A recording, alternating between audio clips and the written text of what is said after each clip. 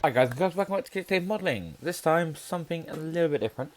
This time we're going to talk about modelling kit, tools, but yeah, firstly tools, and then we'll move on to paint, weathering, paints, and then lastly diorama stuff.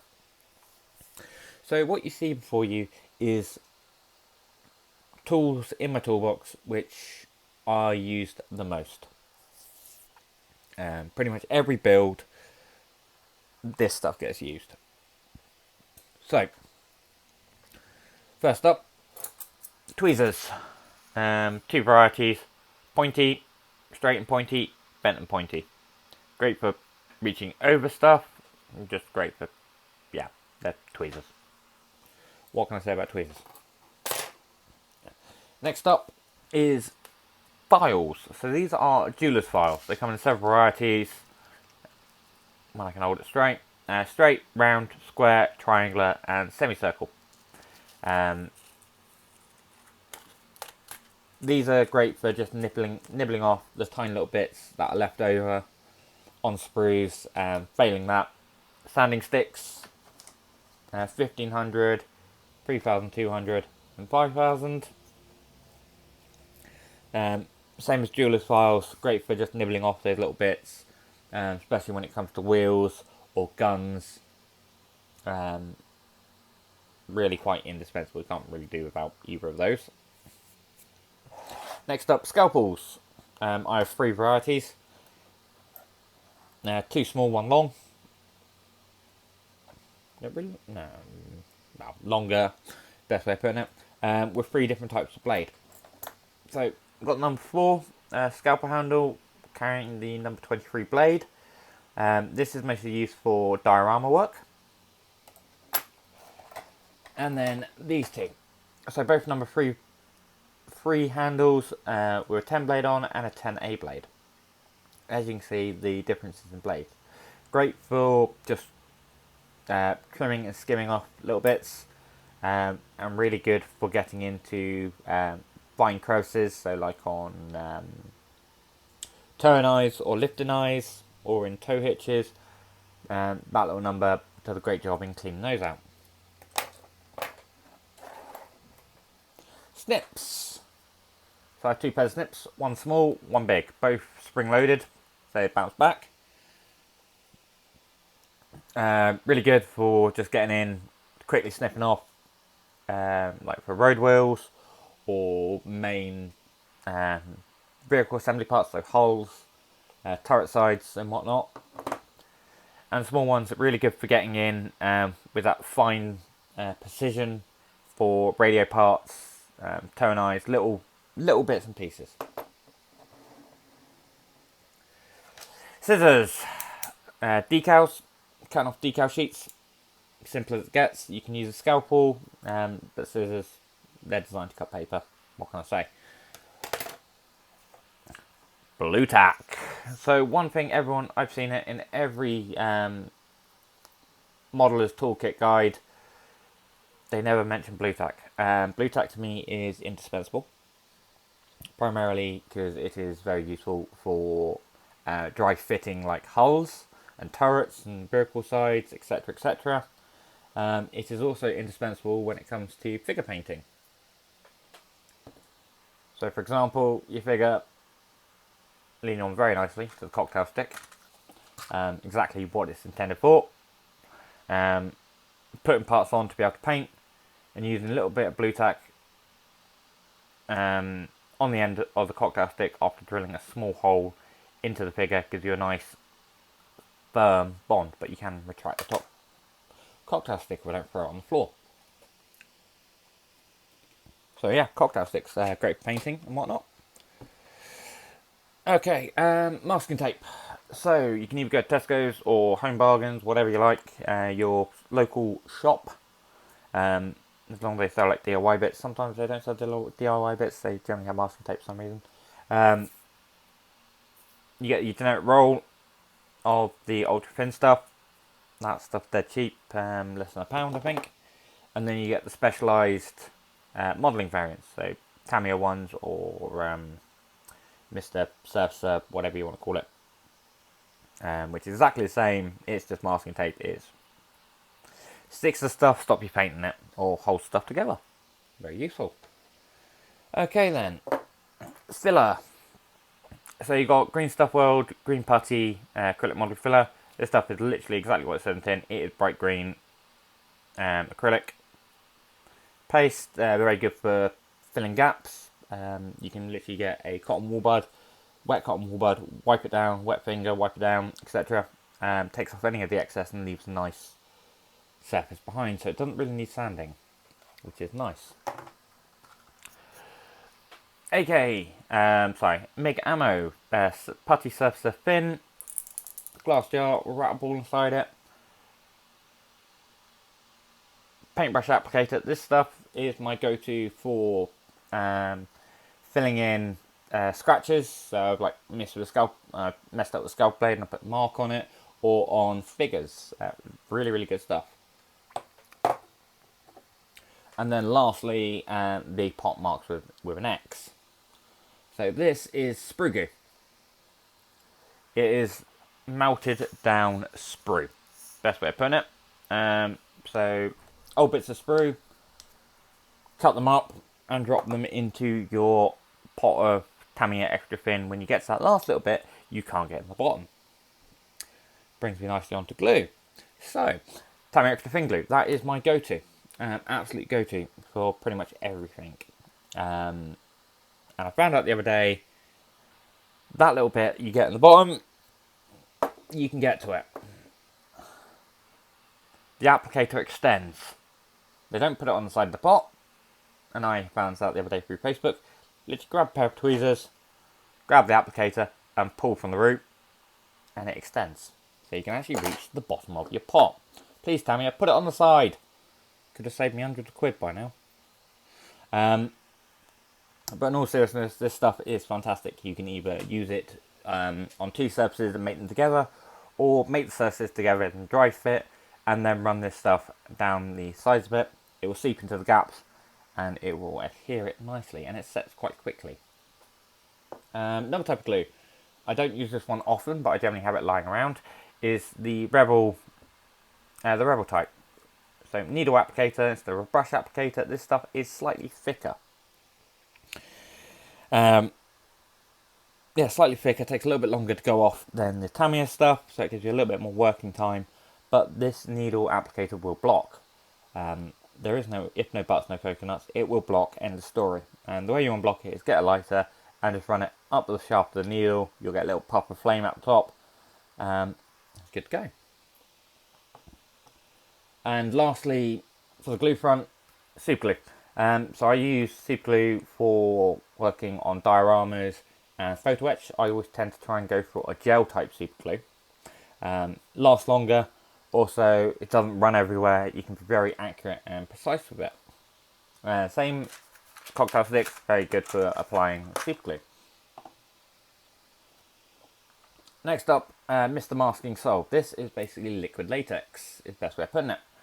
So paintbrush applicator, paint it onto what you don't want to be painted. I don't know, glass. Well, I wouldn't recommend this for a camo pattern. I've tried it, it becomes very messy. Paint it onto your cockpit or window glass, let it dry, paint over it, then peels off nicely with tweezers. If I have photo etch and I've got to bend it or shape it, I do have a photo etch bender. It's a very simple device. Cost what? I think it was 20 quid, give or take. I think I got it on Amazon. So this little number, rotatable to whichever side you want to be able to get the shape to, and there's one big flat side. Little screw it down, put your bit of photo etch in, screw it down, bend it, job's good. It is spring loaded. So if you don't screw it all the way down, or you're not holding it while you're screwing it down, the bit of photo etch will disappear or be misplaced. And then lastly, for bits in the toolbox that I use commonly, as in every build, micro set and micro sole. So micro set is one of a two-part, so micro set being part one, micro sole being part two, decal solution. So literally micro set. Once your decal is ready to go onto the model, paint micro set on, apply the decal, run over it with either itself. You don't really need that one, to be honest. Remove any air bubbles and whatnot. Let it dry. It dries nicely. Make sure it adheres nicely to the model. It gets rid of that glimmer once it's set. But if you want to go a step further and thin your decals down so they look really like they've been painted on, then once you've applied microset, run over it with cotton wool bud or paintbrush to get rid of the air bubbles, run over it with microsol and leave it to set. As this thins down the decal so it can adhere over rivets or panel lines or to a curvature of an aircraft, sort of Mugabe, best way of putting it. I've had these about 4 years now, and I've probably used about a quarter of a bowl, so they are worth buying. Amazon, decent model shop, you can generally encounter those.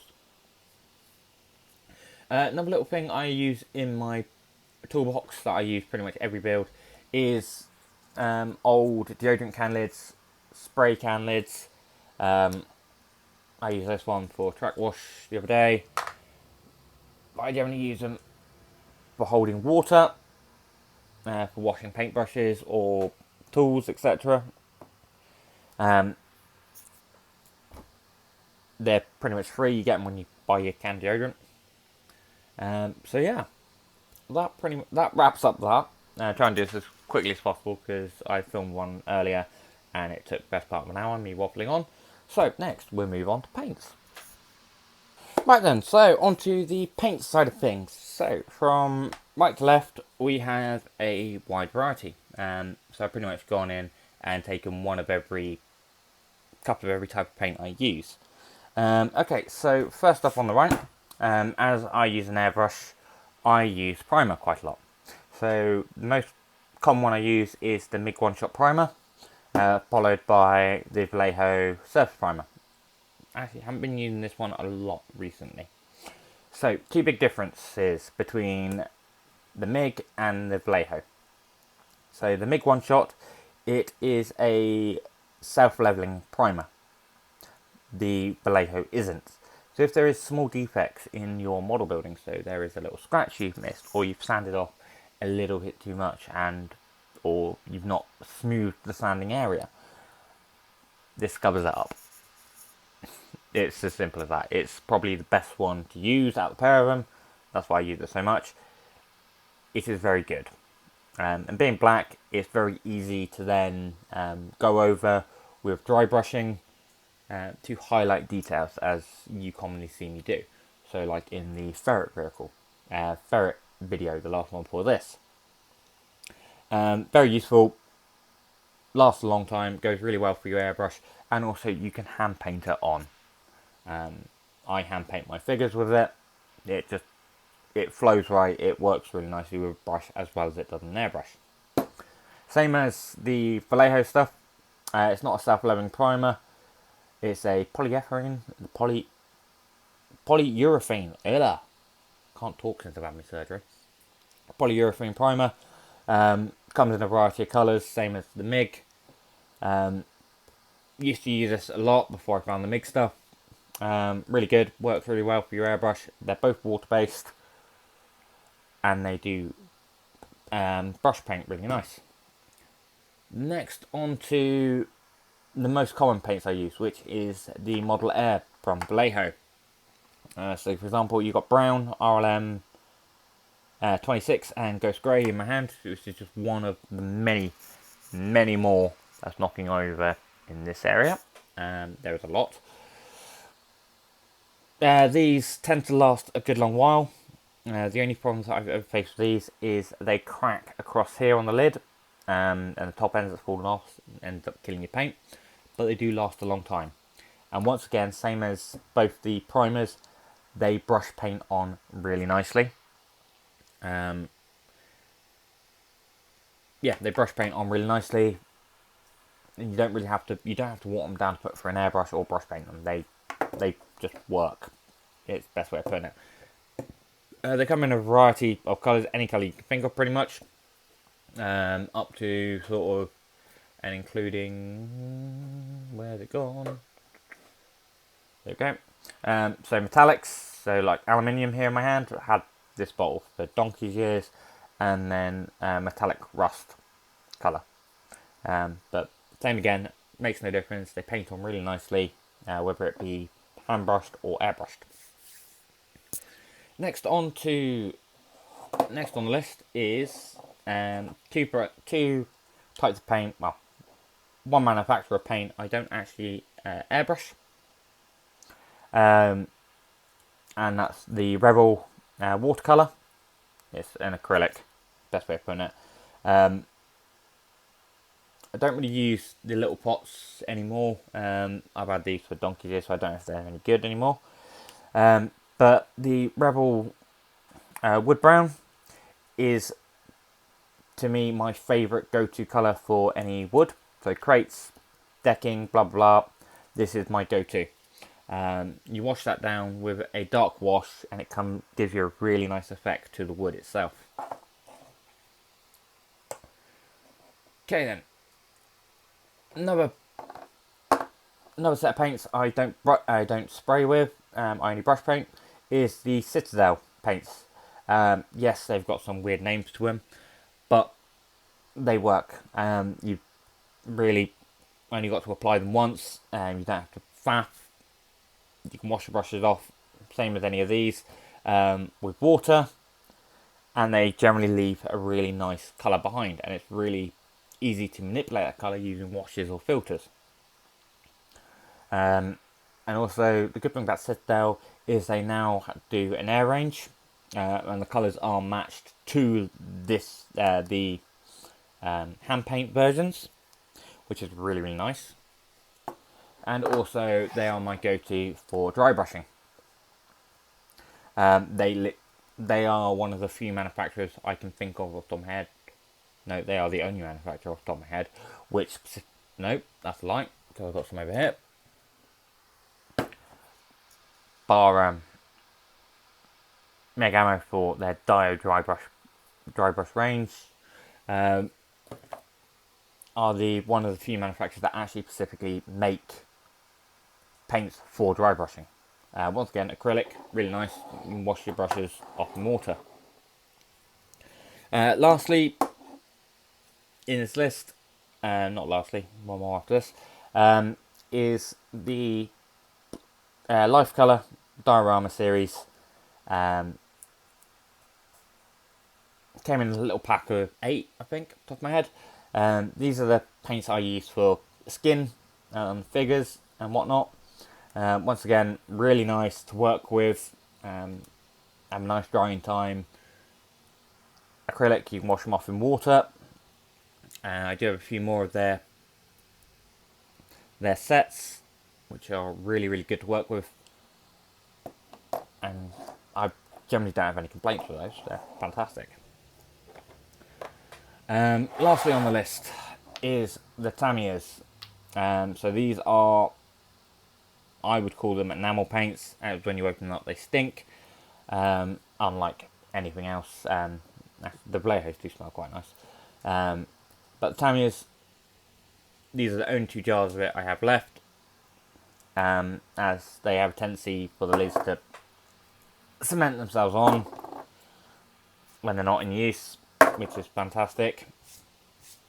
Come in glass jars. Really not my go-to at all anymore. A lot of people use them for airbrushing. I don't see how, without spinning them down and making a mess. Probably one of the more non-simple paints to use. I use 99% of my stuff as acrylic. I very rarely use enamel, which I count them as enamel paints. But apart from that, it's oils, a few little oil bits, which is diorama and weathering stuff. So, speaking of weathering, onto the weathering. Okay then guys and girls, onto the weathering department. So, this is just a small selection of the weathering stuff I have. We'll go right to left. So, on the far right, we have oil brushes from MIG. So these are literally oil paints. Come in a nice little handy bottle. Do that one separately. Nice little handy bottle. And they are literally like a lady's, what's it called, lip gloss. Department.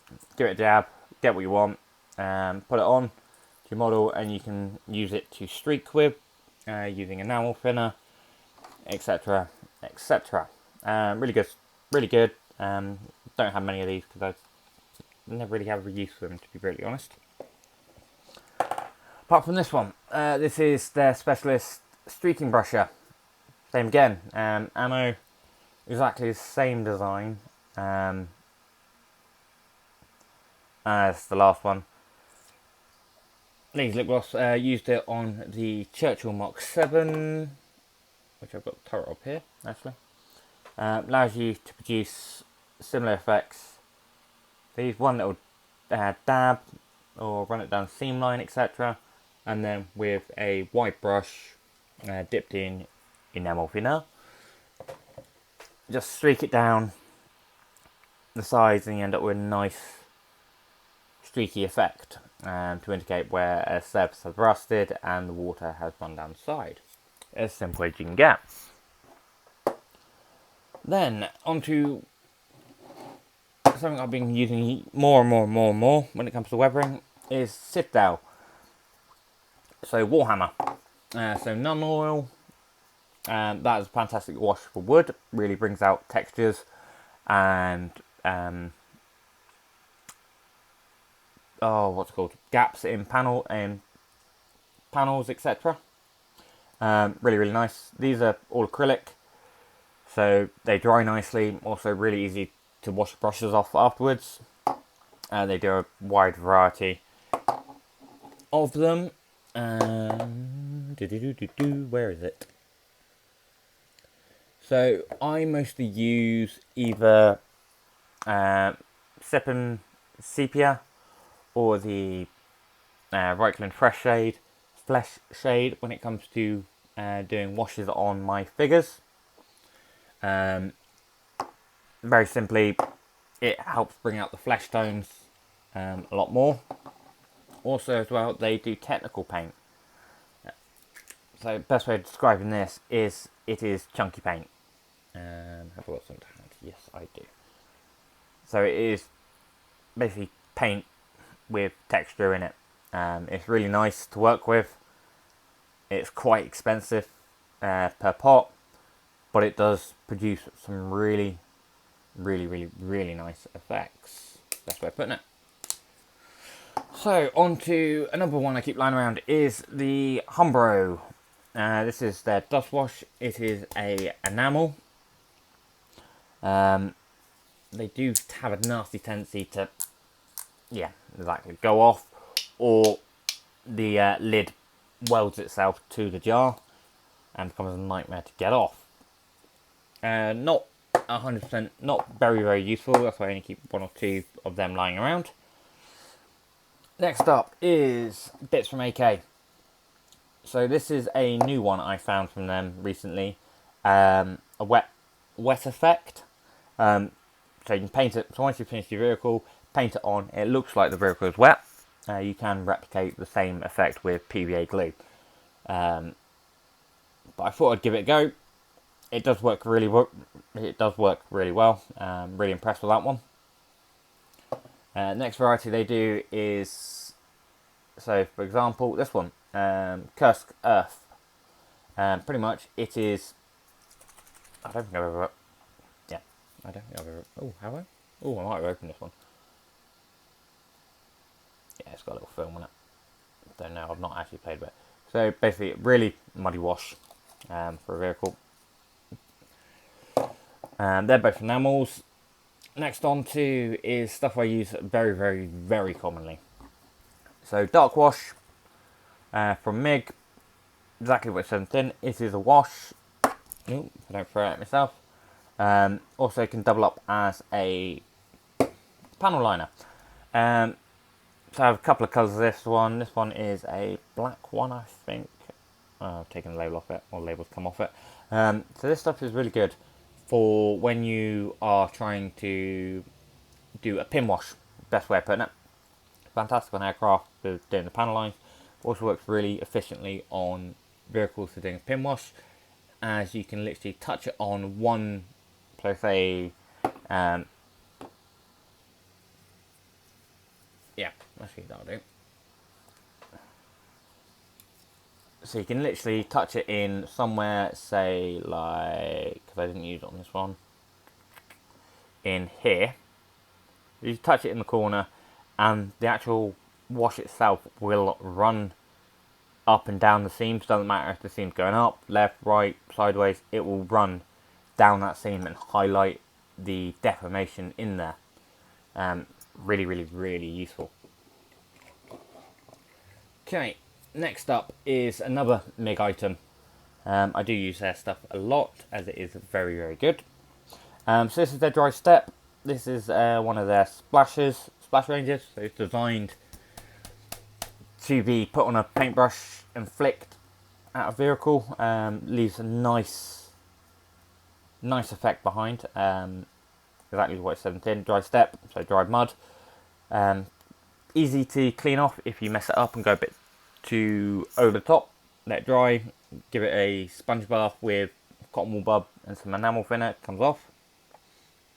Once again, enamel, so enamel thinner required to clean your paintbrushes. But apart from that, that's a really common one I do use. Something I never ever show in the videos is varnishing. I do varnish a lot after painting. So normally after the first colour, I will varnish, and then as per weathering, I will do a step of varnish in between and let it dry. I don't film it, as you can't actually see it going on. It just looks like the model's getting wet, so there's nothing really to see. But I do exclusively use the Lucky varnishes from MIG. They run really well for an airbrush, and the airbrush is actually really nice to clean afterwards. Next up is some of two of the 4 Vallejo ones I have. I've had these for a long time. Splash mud, exactly the same as dry step, and brain work. The engine fuel stains. So this will imitate the effects of diesel runoff or petrol runoff, etc. I do have an engine oil one, same as in a MIG variety, an engine one, engine oil, etc., etc. But this one just has a nice colour for diesel and petrol. I really do like this one. In regards to about engines and whatnot, so this is a bit of a contentious one. So I know recently MIG released their rust kit. It's like fucking something ridiculous, 100 something quid for the entire set in a box. When I found this stuff is so much easier. You get a nice base level effect. This kit cost me 20 quid. Yeah, there we go. There's the actual. You get all 3 of those in there. 50 gram of basically what is metallic filings, an acid etcher, and a glue. You can just use PVA glue rather than this stuff. And it does give off some really, really good effects, and I use it for pretty much every exhaust system I do. Best one actually is right here. So prime example is it will produce a nice deep rust texture to the exhaust itself. Doesn't come out in those colours. It pretty much comes out as a very dark variant of the base. But then once you've done that, bringing nicely onto the next one, you can use liquid pigments, and I always go for this set. Liquid pigments from Life Colour. You get a wide variety of colours in there. Come in little jars, nicely labelled. Once again, acrylic. Give it a good shake. Apply to the scenic rust once you've developed it. It takes about 6 hours to develop, and you can end up making nice corrosion patterns within the rust itself. So as you can see here, at the top, very light bright rust, and then spin it around at the bottom, very dark, deep, embedded rust. But that is my go-to, absolute go-to for rust, and it comes with its own little remover. So if you mess it up, just apply this, sponge it off with a bit of tissue, cotton wool bud, etc., or just wipe it away with your paintbrush. Works really, really nicely. Doesn't interfere with other bits and bobs. Anyway, on the subject of pigment, last one on the list, pigments. Okay, so I do use ammo pigments again. Like I said, I do use a lot of their stuff because it's widely available, it's cheap, it does the job, and it works nicely. These guys no longer exist, sadly, which is annoying because they did do really nice big jars of it, and the tones are really nice, and they're the only two I've got left, is the light rust and the pitch black, which is a shame. And lastly, something that's been coming up more and more and more, I quite like them, as the pot size isn't too bad, it's not expensive, and the tones are quite nice. So this is their rubble variation of it. This is their rubble variation. I've got a few other ones of them as well. But as you can see, it's very grey. It is a very grey pigment. But then you jump to the MIG version of rubble, and it is a very light brick dust appearance. So one manufacturer's pigment versus another manufacturer's pigment. I never ever go off what they say anymore on the top of the bottle. I just take a look at it and go, yep, that's the colour I use for that, that's the colour I use for that. So that's a very, very, very quick run through of weathering kit I use. There is a shed ton more hidden over that way. There is a box probably about that big full of these size bottles. Anything and everything I've come across or I've needed to use. So for example, Slimy Dark. That's MIG again. What else is hiding over here? Heavy chipping effects. Cursed soil, Africa core wash, wet mud. The list goes on and on and on and on and on. So, before I start digging into some more of those, because some of those I use exclusively for diorama work, let's go to diorama stuff. Right then, guys and girls, on to diorama stuff. So, there is quite an extensive toolbox for this, so I'm not going to show it all. So, for example, I'll take this little diorama I made for the Achilles. My son destroyed the Achilles, so I now use it for doing the photo shoots on vehicles that will fit. Most of you saw it in the last one, which is the ferret. So something as simple as this only takes a few products. So the actual base itself is made up of black XPS insulation board. You can find this on eBay, Amazon, wherever you like. It is cheap. It has the same properties as the AK Sculpt board or whatever you want to call it. And it's down slightly bit cheaper, and it comes in huge pieces, so you can cut down to whatever shape you like. It's pretty good stuff, actually. Really good stuff. I've got tons of it.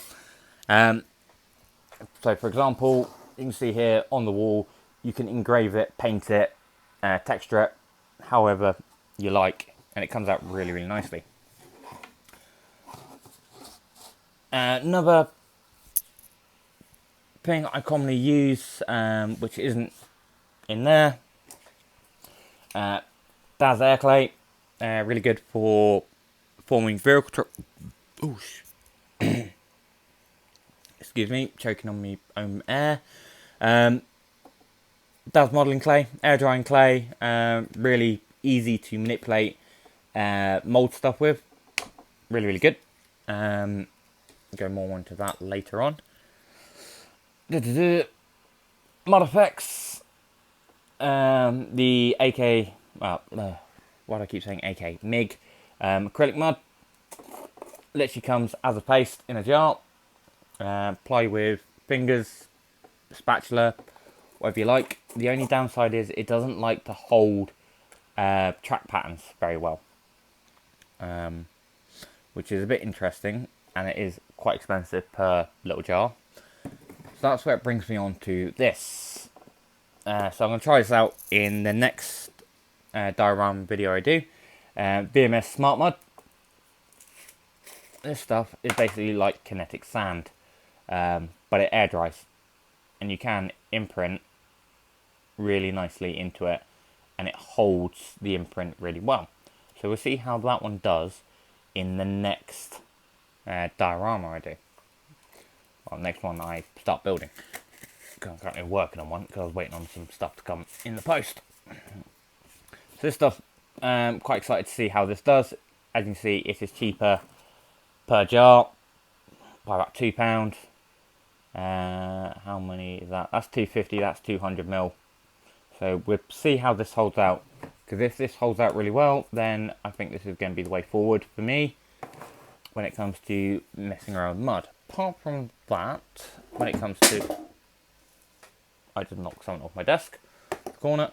Apart from that, as you can see in this example here, didn't use either of those. I literally used, when I get the lid off this, about launching it everywhere like I did earlier.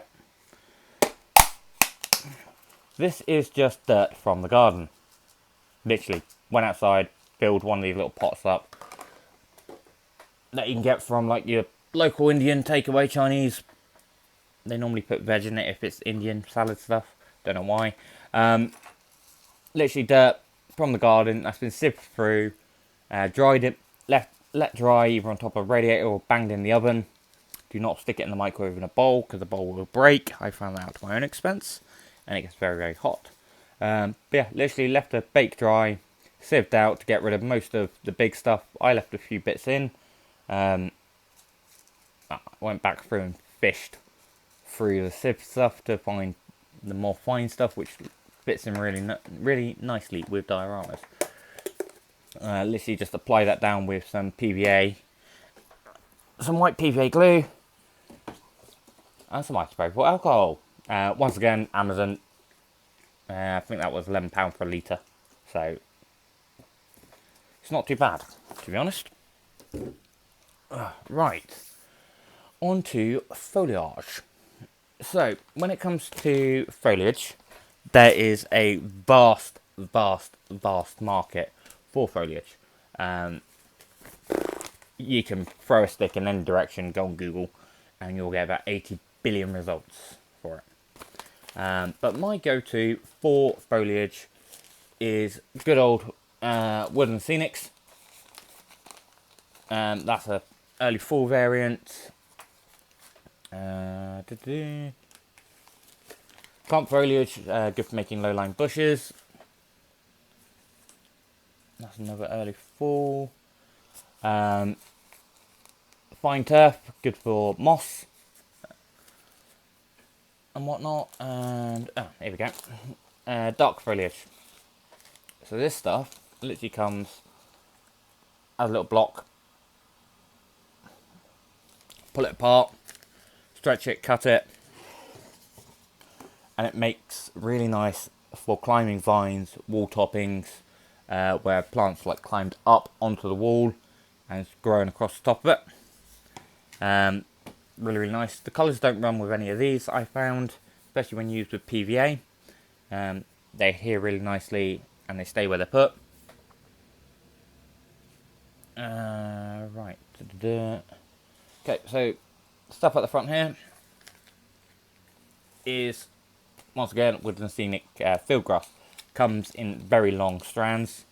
Literally just pair of scissors, grip off as much as you want for your length, cut it, twirl it up, PVA, stick it in, various colours.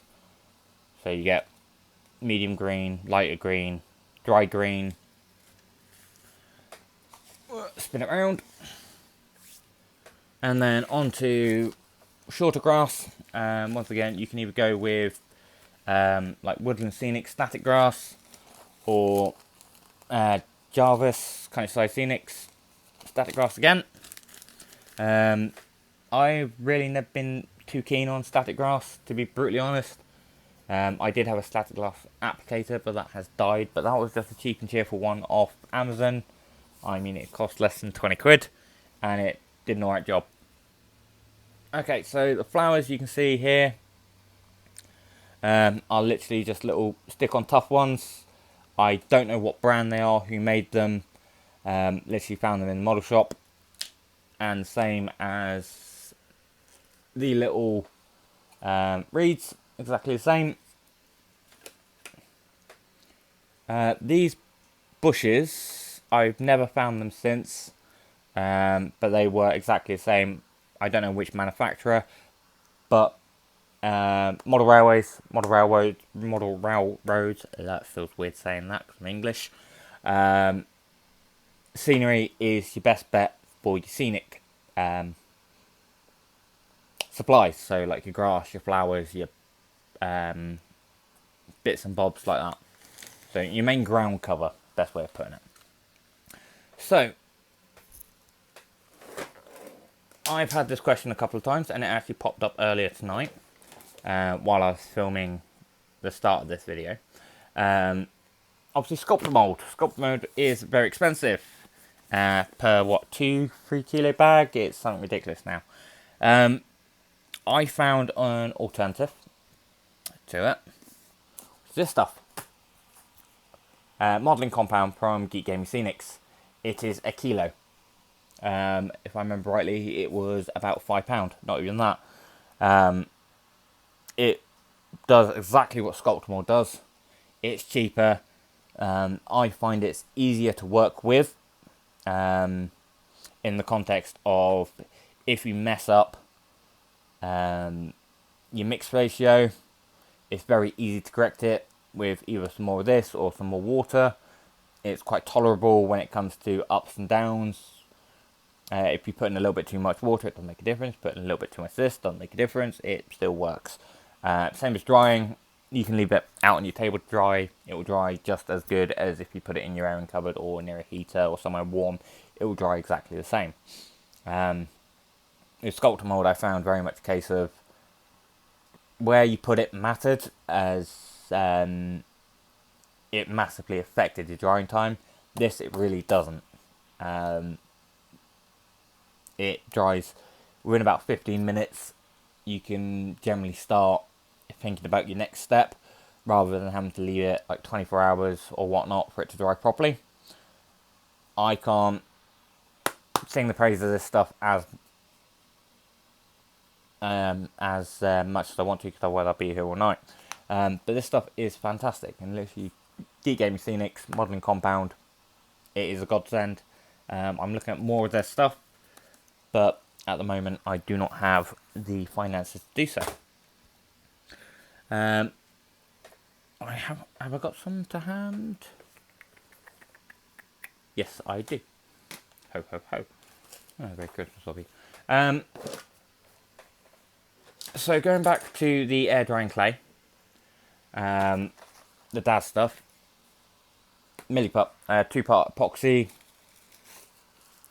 2 sticks. Where's the other stick gone? Mix them together in equal amounts. It dries harder than concrete. You can drill into it, you can glue it. XYZ. I use that for making my own figures. And tools to make your own figures and carving, same like DAS clay or your walls, etc. I recently invested in this set from Green Stuff World. Apart from that, I was just using cocktail sticks or blunt ends of paintbrushes, etc. So I'm really excited to see how these are going to change the game when it comes to working with these 3 materials, as that is what I'd be working with them. And I'm making a mess on my desk, but oh well. Last couple, 2 more things to quickly jot through, and then we'll call it quits. So, water. I don't really play around with water, as once bitten, twice shy. I played with resin before, and it didn't really come out as I wanted to. So, quite excited about trying some acrylic gel. Water variant from MIG, again. You think I'm sponsored by them? Huh, I wish. Hey MIG, fancy sponsoring me? No. Joking. It'd be nice. It's quite interested to see how this stuff plays. But we will see. And same again, I went out and also got a little pot of the AK water effect gel. Water gel effects. Yeah, can't get my words out. See how that goes as well. Considering that one's white, and that one's the Slow River, sort of manky green colour. We'll see how they play. They may not play well together at all. And lastly on the list, something I've been waiting for to turn up, and I've been using it today, snow. Used it once before, used all of everything I had.